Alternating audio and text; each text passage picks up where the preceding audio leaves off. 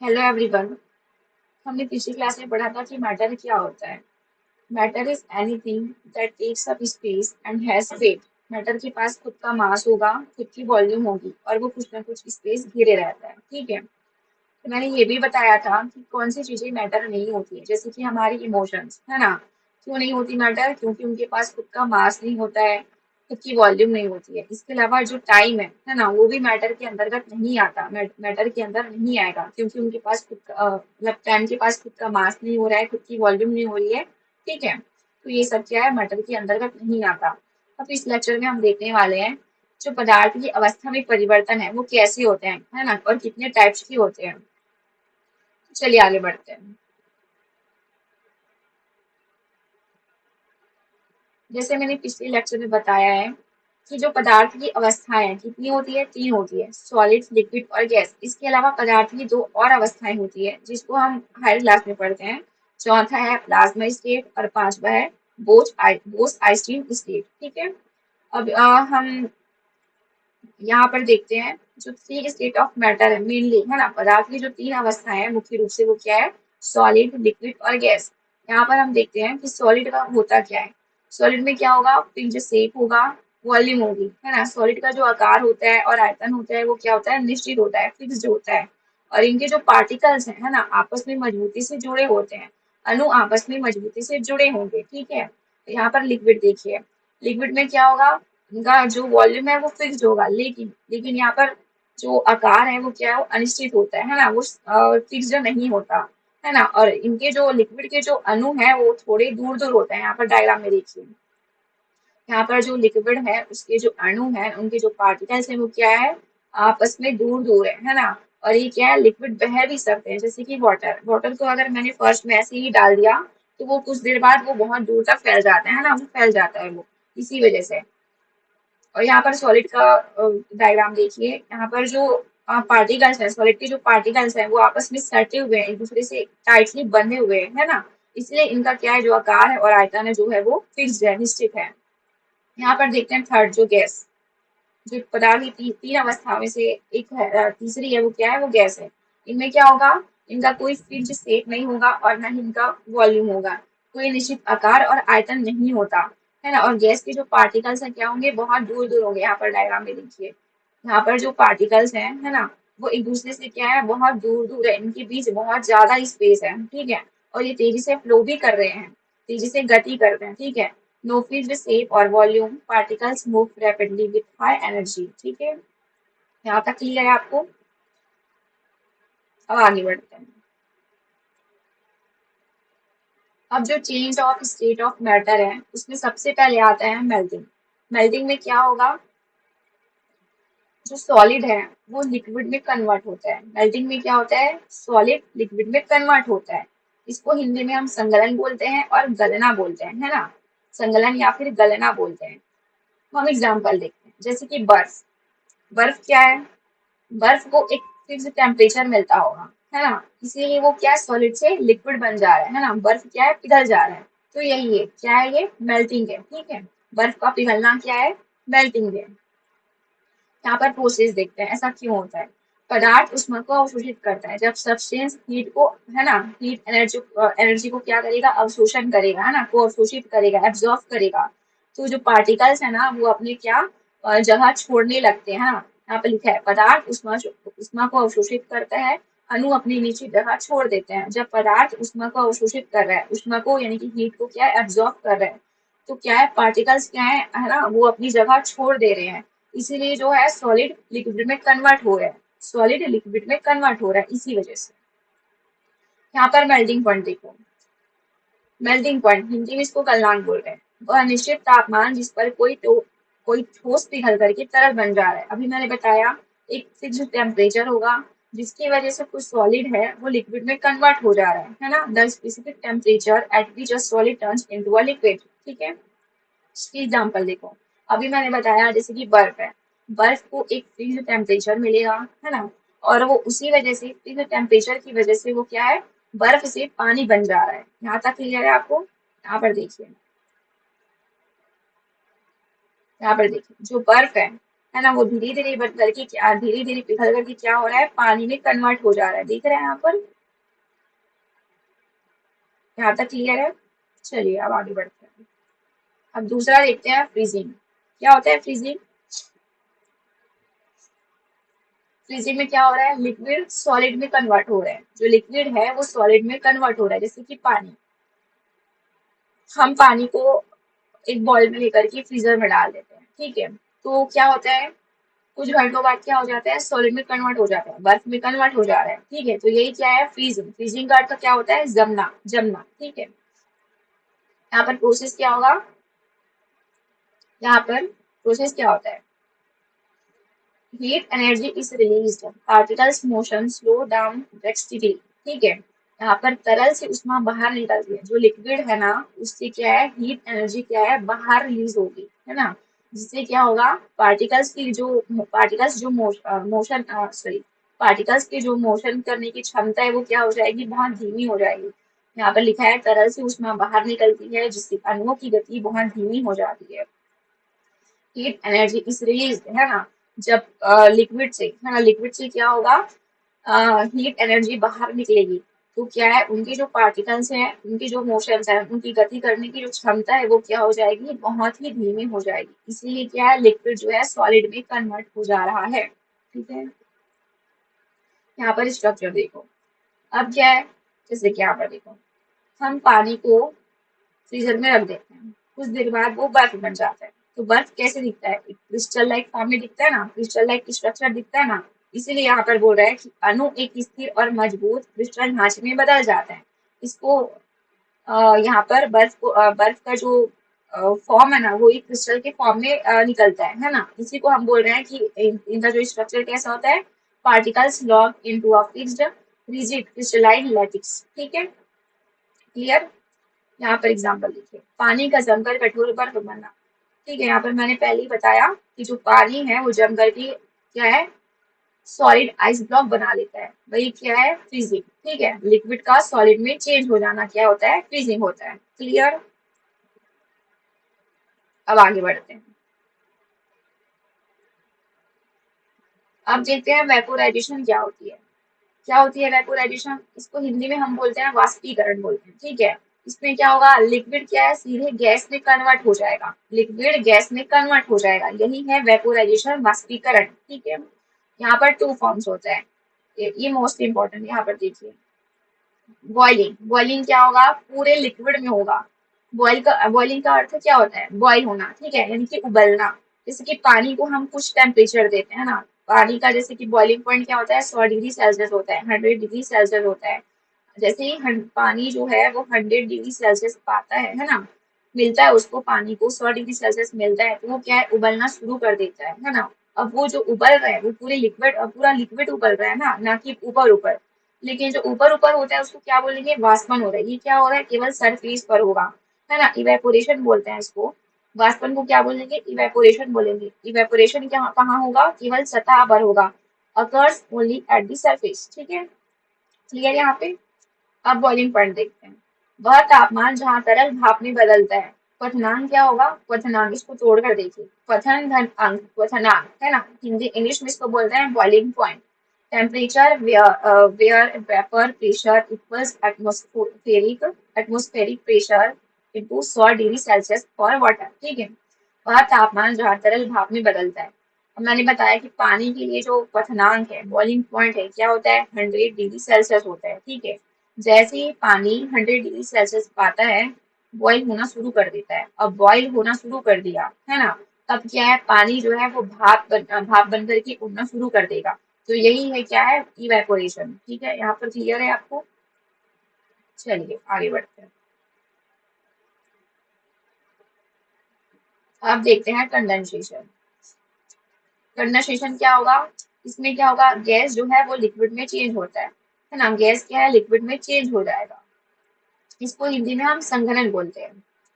इसका प्रोसेस क्या होता है, गैस के अणु ठंडे होकर अपनी गतिज ऊर्जा खो देते हैं। Gas particles cool down, loss kinetic energy and groove back into a liquid state, है ना। गैस के अणु जो है ठंडे होकर के अपनी गतिज ऊर्जा, काइनेटिक एनर्जी क्या है, खो देंगे और आपस में मिलकर के एक लिक्विड बन जाएंगे। यहाँ पर प्रोसेस समझ में आ रहा है। गैस के अणु यानी कि गैस के पार्टिकल्स जो है वो ठंडा हो जाएगा और उनकी जो गतिज ऊर्जा है ना वो गायब हो जाएगी। यानी कि वो अपनी गतिज ऊर्जा काइनेटिक एनर्जी को खो देते हैं और आपस में मिलकर के क्या बन जाते हैं, लिक्विड में कन्वर्ट हो जाते हैं। क्लियर। यहाँ पर देखते हैं एग्जाम्पल। जैसे ठंडे गिलास की बाहरी सतह पर पानी की बूंदों का जमा हो जाना, water droplets forming on the outer surface of a cold glass. ठीक है। यहाँ पर जैसे कि हम देखते हैं एग्जाम्पल देखते हैं। जैसे कि हमने देखा है, जैसे फ्रिज से हम ठंडा बॉटल निकालते हैं ना, बाहर निकालते हैं, तो कुछ देर बाद क्या होगा, जो बॉटल की सरफेस पर छोटी छोटी बूंदों की बूंदों की फॉर्म में क्या होगा, पानी जो है वो दिखने लगेगा, है ना। तो यही है, ठंडे गिलास की बाहरी सतह पर पानी की बूंदों का जमा हो जाना। क्यों हो जाता है वो, कंडेंसेशन की वजह से। यानी कि गैस जो है वो लिक्विड में चेंज हो रहा है, यही क्या है, संघनन है, कंडेंसेशन है। ठीक है, क्लियर। यहाँ पर देखते हैं डायरेक्ट ट्रांसफॉर्मेशन। कुछ क्या है, कुछ ऐसे स्टेट चेंजेस हैं जिसमें क्या होता है, सीधा परिवर्तन होता है, यानी कि सीधा कन्वर्ट हो जाएगा। जैसे कि सॉलिड का क्या होगा, सॉलिड सीधा बिना लिक्विड में चेंज हुए सीधे सीधे वो गैस में चेंज हो जाता है। ठीक है, इसको हम क्या बोलेंगे, ऊर्ध्वपातन बोलते हैं, सब्लिमेशन बोलते हैं। ठीक है। Solid change directly to gas without becoming liquid, है ना। ठोस का बिना तरल बने सीधे गैस में बदलना, ठोस का बिना तरल बने सीधे गैस में बदलना। यहाँ पर एग्जाम्पल देखो। देखिए ड्राई आइस, ड्राई आइस क्या होगा, है ना, कमरा का जो टेम्परेचर है ना, जब ड्राई आइस जो कमरे का जो सॉरी रूम टेम्परेचर के संपर्क में आएगा ना, तब क्या होगा, जो ये क्या होगी, ये बिना लिक्विड में चेंज हुए क्या होगी, गैस में चेंज हो जाती है। ड्राई आइस क्या है, शुष्क बर्फ बोलते हैं जिसको हम, है ना। ठोस कार्बन डाइऑक्साइड होता है ये। जब ये रूम टेम्परेचर में के संपर्क में आता है तो ये क्या होती है, ये बिना लिक्विड में चेंज हुए सीधे किसमें चेंज हो जाएगी, गैस में चेंज हो जाती है। इसके अलावा कपूर देखते हैं, है ना, जो पूजा पाठ में आमतौर पर यूज होता है घर में, वही है कपूर। इसको नैप्थलीन बोला जाता है। ये भी क्या होगा, ये कोई भी लिक्विड में चेंज नहीं होता। ठीक है, ये सीधे क्या हो जाता है, गैस के रूप में बाहर निकल जाता है। तो यही है उदर्वपातन, सब्लिमेशन। इसके अलावा और क्या है, आयोडीन। आयोडीन क्या है, उसको गर्म करने पर ना, आयोडीन को जब गर्म करते हैं तो ये क्या है, वो सीधा एक अट्रैक्टिव बैगनी कलर देगा, है ना। बैगनी कलर दे करके वो वाष्प में परिवर्तित हो जाएगा, है ना। वो सीधा गैस में बदल जाएगा बिना तरल में चेंज हुए, बिना लिक्विड में चेंज हुए। यहाँ तक समझ आया आपको एग्जाम्पल। इसके एग्जाम्पल क्या है, ड्राई आइस, शुष्क बर्फ जिसको हम बोलते हैं, ठोस कार्बन डाइऑक्साइड यानी कि सॉलिड कार्बन डाइऑक्साइड। ठीक है, सॉलिड CO2। इसके अलावा कपूर है, नेफ्थलीन है ना, और आयोडीन है। यहाँ तक क्लियर है। अब देखते हैं डिपोजिशन। क्या है, होता है डिपोजिशन, ये gas changes directly to solid instantly upon cooling, है ना। गैस का बिना तरल बने सीधे ठोस में बदलना, गैस का बिना तरल बने सीधा ठोस में बदलना। ये अब क्या हो रहा है, गैस जो है बिना लिक्विड में चेंज हुए सीधे सीधे ठोस में यानी कि सॉलिड में क्या है, चेंज हो जा रहा है। ठीक है। यहाँ पर देखते हैं उदाहरण, उदाहरण मतलब एग्जाम्पल देखते हैं। यहाँ पर सबसे पहले है पाला। पाला क्या होता है, फ्रॉस्ट, पाला का जमना, है ना। अब सर्दियों में क्या होता है, ठंडी की सुबह में, है ना, सर्दियों में क्या होता है, मतलब सर्दियों में ठंडी होती है। अब सुबह सुबह क्या देख होता है, जब हवा में मौजूद, है ना, जो वाटर वेपर है ना, जल वाष्प जिसको बोलते हैं, है ना, घास या फिर खिड़की के कांच में, है ना, घास या फिर खिड़की कांच में जैसे ठंडी सतह के संपर्क में आती है ना। जब सर्दियों की ठंडी सुबह में जब हवा में मौजूद जो जल वाष्प है, वाटर वेपर है, वो क्या है, घास या फिर खिड़की के कांच की जैसे ठंडी सतह के संपर्क में आती है तो वह सीधे क्या हो जाता है, बर्फ के रूप में जम जाती है। वही है, गैस का बिना तरल बने सीधे ठोस में बदलना। अब बर्फ में जम जा रही है, इसका मतलब क्या हो रहा है, बर्फ क्या है, एक ठोस है ना, सॉलिड है ना। तो वही बोला जा रहा है, गैस का बिना तरल बने सीधे ठोस में बदल जाना। इसका सबसे बड़ा उदाहरण यहाँ पर पाला। इसके अलावा और क्या है, बर्फ का बनना। देखते हैं बादों में जब वाटर वेपर्स का सीधे बर्फ की क्रिस्टल की हाँ, हाँ, यहाँ पर देखते हैं ना, जैसे कि क्या बोलते हैं उसको,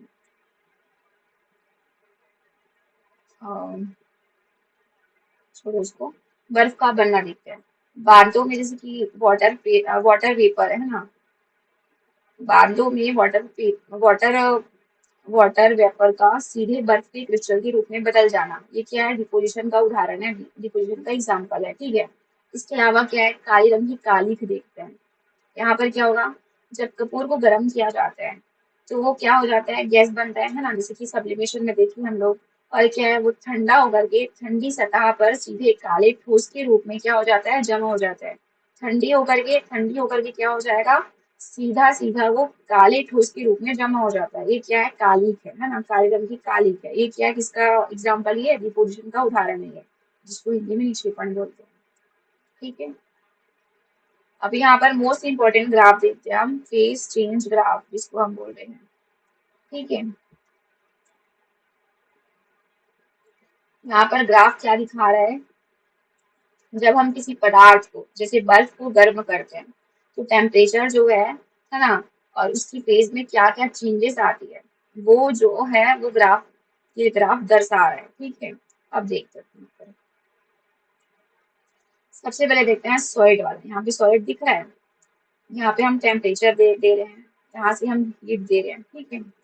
यहाँ पर क्या हो रहा है, शुरुआत में जब आप ठोस पदार्थ को उष्मा दे रहे हैं, मतलब हीट दे रहे हैं, ठीक है, तो उसका तापमान बढ़ने लग रहा है। यहाँ पर देखो टेम्परेचर है ये, यहाँ पर टेम्परेचर बढ़ रहा है, ठीक है। ऐसे तिरछी लाइन है, इसका मतलब क्या है, टेम्परेचर बढ़ रहा है। शुरुआत में क्या हो रहा है, जब आप सॉलिड सब्सटेंस को हीट दे रहे हो, है ना, तो यहाँ पर क्या हो रहा है, टेम्परेचर जो है वो बढ़ जा रहा है, बढ़ने लग रहा है, ठीक है, मतलब बढ़ने लगता है।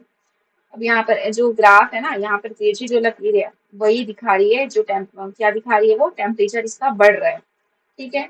अब दूसरा देखो, जो मेल्टिंग है, यहाँ पर सीधी लाइन दिख रही है, हॉरिजॉन्टल लाइन जो सीधी है ना, वो क्या है, इसका क्या मतलब हो रहा है, टेम्परेचर यहाँ पर क्या है, कांस्टेंट है ना, टेम्परेचर क्या है यहाँ पर, कांस्टेंट है। यहाँ पर क्या हो रहा है, हम हीट तो दे रहे हैं लेकिन टेम्परेचर क्या है यहाँ पर, कांस्टेंट है। क्यों हो रहा है, क्योंकि यहाँ पर सारी की सारी जो एनर्जी है वो सॉलिड को क्या, लिक्विड में बदलने में लग रही है। सारी की सारी जो एनर्जी है वो सॉलिड को क्या, लिक्विड सॉरी तरल में लिक्विड में बदलने के लिए लगा रही है, ठीक है। इसे ही हम क्या बोल रहे हैं, लैटेंट हीट बोल रहे हैं। लैटेंट हीट में क्या हुआ है, यहाँ पर देखो, temperature remains constant during phase transition due to latent heat. इसमें क्या होगा, अवस्था परिवर्तन के समय तापमान स्थिर होगा, कांस्टेंट स्थिर, सॉरी टेम्परेचर जो है वो क्या होता है, कांस्टेंट होता है, तापमान स्थिर होता है। इसी को हम लैटेंट हीट बोल रहे हैं, हिंदी में इसको सुप्त ऊष्मा या फिर गुप्त ऊष्मा बोलते हैं, ठीक है। यहाँ पर समझ में आया लैटेंट हीट क्या है। लैटेंट हीट वो होती है जहाँ पर अवस्था परिवर्तन के समय, यानी कि स्टेट में चेंजेस होने के समय जो टेम्परेचर है वो क्या है, कांस्टेंट हो रहा है, ठीक है। यहाँ पर देखो, जो हॉरिजॉन्टल लाइन दिख रही है ना, सीधी एक सीधी लाइन दिख रही है, वो क्या दर्शा रहा है, हम हीट तो दे रहे हैं लेकिन जो टेम्परेचर है वो क्या है, कांस्टेंट हो जा रहा है, ठीक है। यहाँ पर क्लियर है। अब यहाँ पर ये दूसरी जो तिरछी लाइन है उसको देखो। अब जब सारा जो ठोस है, जो सॉलिड है ना, वो पिघल करके तरल बन गया, क्या, लिक्विड बन गया, है ना, तो तापमान फिर से बढ़ने लगा। यहाँ पर तिरछी लाइन जो क्या दर्शा रही है, वो तापमान जो है वो बढ़ रही है उसको दर्शा रही है, ठीक है। तो ये ग्राफ की जो दूसरी तिरछी लाइन है ना, उसको देखो। यहाँ पर टेम्परेचर बढ़ रहा है, हीट भी दे रहे हैं और टेम्परेचर भी बढ़ रहा है, ठीक है। और यहाँ पर देखते हैं बॉइलिंग में, यहाँ पर क्या होगा, फिर से टेम्परेचर क्या हो जाएगा, कांस्टेंट हो जाएगा। हम हीट तो दे रहे हैं लेकिन टेम्परेचर यहाँ पर क्या हो जा रहा है, कांस्टेंट हो जा रहा है, क्लियर। यहाँ पर दिख रहा है ना, यहाँ पर, यहाँ तापमान फिर से स्थिर हो जा रहा है, कांस्टेंट हो जा रहा है। और इस लेवल पर क्या होगा, जो लिक्विड है, जो लिक्विड सब्सटेंस है ना, वो भाप में, यानी कि बॉइलिंग का क्या अर्थ है, मैंने बताया अभी ऊपर कि बॉइलिंग का अर्थ होता है एक फिक्स टेम्परेचर में जो लिक्विड है ना, वो उबलना शुरू करेगा और भाप में परिवर्तित होना शुरू कर देगा, यानी कि भाप में कन्वर्ट होना शुरू कर देता है, ठीक है। तो यही है ये। यहाँ पर टेम्परेचर क्या है, कांस्टेंट है। टेम्परेचर जहाँ कांस्टेंट होगा उसी को हम बोल रहे हैं लेटेंट हीट या गुप्त ऊष्मा, ठीक है। यहाँ भी तापमान तब तक नहीं बढ़ता है, तब तक नहीं बढ़ेगा जब तक कि पूरा तरल, यानी कि पूरा लिक्विड क्या है, गैस में कन्वर्ट नहीं हो जाता। इसे क्या बोल रहे हैं, वाष्पीकरण की गुप्त ऊष्मा बोल रहे हैं, है ना, वाष्पीकरण की गुप्त ऊष्मा, वाष्पीकरण की गुप्त ऊष्मा कह रहे हैं यहाँ पर। अब यहाँ पर देखो गैस वाली लाइन को, जो तिरछी लाइन है ना, थर्ड वाली, वन, टू और थर्ड, ठीक है। जो तीसरी लाइन है तिरछी वाली, उसको देखो यहाँ पर क्या हो रहा है। अब इस बार क्या होगा, जब सब्सटेंस क्या हो जाएगा, पूरी तरह गैस बन जाएगा, है ना, गैस बन गया सब्सटेंस, है ना। जो लिक्विड था, सॉरी, जो ठोस था, जो सॉलिड था, वो क्या है, सीधा सीधा नहीं बोल सकते, यहाँ पर धीरे धीरे करके गैस बन रहा है। गैस में सबसे पहले क्या हुआ, ठोस जो है वो गलना शुरू किया, गलने के बाद वो लिक्विड बन गया।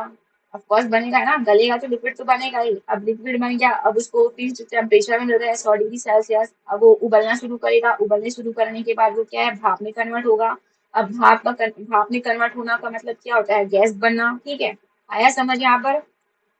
अब यहाँ पर क्या होगा, गैस वाली लाइन को देखिए, यहाँ पर जो तीसरी लाइन है, जब पदार्थ जो सब्सटेंस है पूरी तरह गैस बन जाता है, ठीक है, तो हीट देने पर क्या होगा, उसका टेम्परेचर भी बढ़ने लगेगा। अब हीट भी दे रहे हैं और टेम्परेचर भी बढ़ रहा है। तिरछी लाइन क्या दर्शा रही है, टेम्परेचर का बढ़ना दर्शाती है, ठीक है। क्लियर यहाँ पर, ग्राफ समझ में आया ना, समझ में आया ही होगा। यहाँ पर एक बार देख लेते हैं लैटेंट हीट होती ही क्या है। अवस्था परिवर्तन के समय तापमान स्थिर रहना। देखो यहाँ पर देखो, जब सॉलिड से जब सॉलिड से मेल्ट हो रहा है, सब्सटेंस जो है वो सॉलिड से वो क्या, मेल्ट हो रहा है, मेल्टिंग हो रही है ना। तो यहाँ पर क्या है, टेम्परेचर क्या है, अवस्था परिवर्तन हो रहा है ना, सॉलिड से क्या हो रहा है, मतलब जो ठोस है, ठोस के बाद क्या हुआ, गलना शुरू किया हुआ, ठोस से गलना, ये क्या है, एक अवस्था परिवर्तन हो रहा है, स्टेट चेंज हो रहा है ना यहाँ पर। तो स्टेट चेंज होते के टाइम टेम्परेचर जब कांस्टेंट है, यहाँ पर देखो सीधी लाइन का मतलब क्या मैं बताई, कि जो टेम्परेचर है वो कांस्टेंट है। अवस्था परिवर्तन, ठोस से मेल्ट होना, है ना, सॉलिड से मेल्टिंग होना, ये क्या है, अवस्था परिवर्तन है। अवस्था परिवर्तन के समय टेम्परेचर का कांस्टेंट होना, यही क्या है, लैटेंट हीट है।